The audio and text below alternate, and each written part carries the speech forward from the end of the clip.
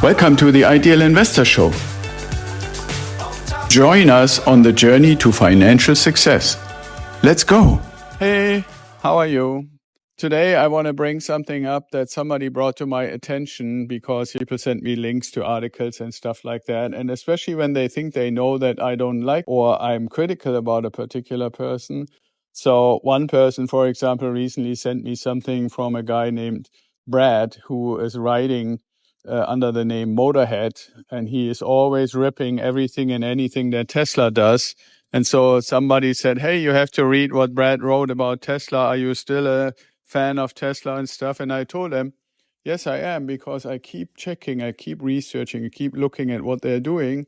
And I still am convinced that they can accomplish what they are aiming to accomplish. They can realize the vision of the company. And as long as that's the case, I have no reason not to keep the stock. Now, another one of those links that I received is from a report about Dave Ramsey. And I really have no problem with Dave in general, because I think his advice about people getting rid of any kind of debt that is related to consumer debt, for example, tuition for any kind of degrees, credit card debt, car loan debt, any kind of debt that you took for any kind of department stores like a Macy's credit card or anything like that. All of those things, I'm totally in line with what Dave says, get rid of it. It's just bad debt and it's extremely expensive. But then on the other hand, he is also kind of keeping people from investing, in my opinion, because he is asking people to accumulate so much money in non-performing places like savings account, where inflation is oftentimes eating up the purchasing power of the money, that I really don't like that part of his advice. And real estate, even though he owns real estate, is basically almost never in his recommendations. One thing that he has been hammering is quite a bit is that people can make up to 12% return. And as an example to show that this is realistic, he always points to the S&P 500, the stock market. The S&P 500 is the 500 largest, most successful companies in a number of different categories in the United States. And the composition changes a little bit here and there. But if you pick a 30-year window, like, for example, 1950 to 1980 or 1960 to 1990 or any 30-year window, you will find that the average performance is about 10 to 12%. And so Dave is always saying, well, it is possible to get 10 to 12% return if you just put your money in the S&P 500. Now, 30 years, and that's actually a thing that I agree with, is about the right time to look at it. And it's also very well aligned with our investments in residential real estate. What I have to say, and I really still think the person that sent me the article wanted to just kind of nag me a little bit, is we would be disappointed if our investment in real estate were only making 12%.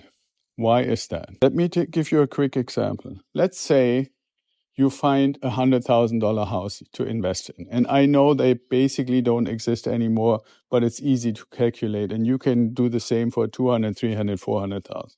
So let's just go with a $100,000 house that you bought. And that house does not appreciate in value with 10% or 12%. It only appreciates in value with 5%. Now, what does that mean? The way we invest, we would buy this house with $20,000 of our own money and $80,000 from the bank. And the cost to pay back the money to the bank would be covered by the rent that we get from our tenants. So our own part in that purchase is $20,000. When the house increases in value by 5%, or it's now worth $105,000, those $5,000 increase in value are against our $20,000 because that's the only amount that we have in there. And if we were to sell that house after a year for $105,000, we were to keep those $5,000. Now, what does that mean? If you take those $5,000 and compare them or hold them against the $20,000 investment, we would have made 25% in that 1 year. If you go down and say, okay, well, 5% is maybe a little bit too generous, let's go with a really, really, really, really long-term average for real estate, and let's say that's only 3%. Well, then that would still be 15% on our $20,000. those $3,000 would be 15% on our $20,000 investment. Now think about it. Whether it's 15%, 20%, or 25%. That's one part. It's definitely more than what Dave Ramsey suggests we should do by investing in the stock market. But on top of that, what else happens? Especially in the early years of an investment like this, our tenants pay down the mortgage.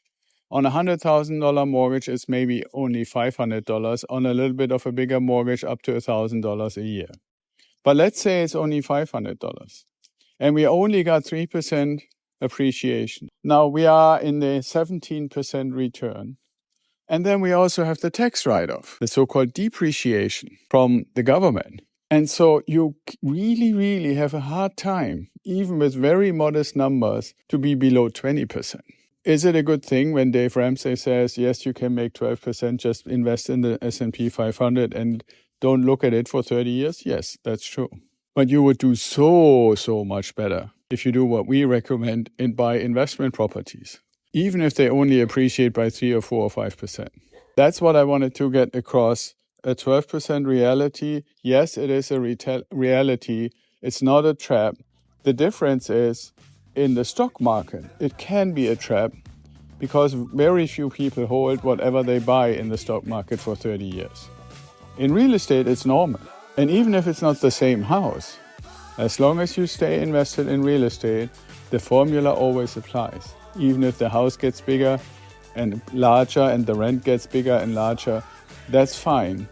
But the appreciation that we just discussed remains the same, and the increase in value of your money remains the same. It easily doubles what Dave is saying. That's part of the reason why we recommend residential real estate to invest in other than the stock market. I hope that helped you, that educated you, that gave you a little bit of a perspective. Take it to heart, be well and stay safe, and I'll talk to you tomorrow.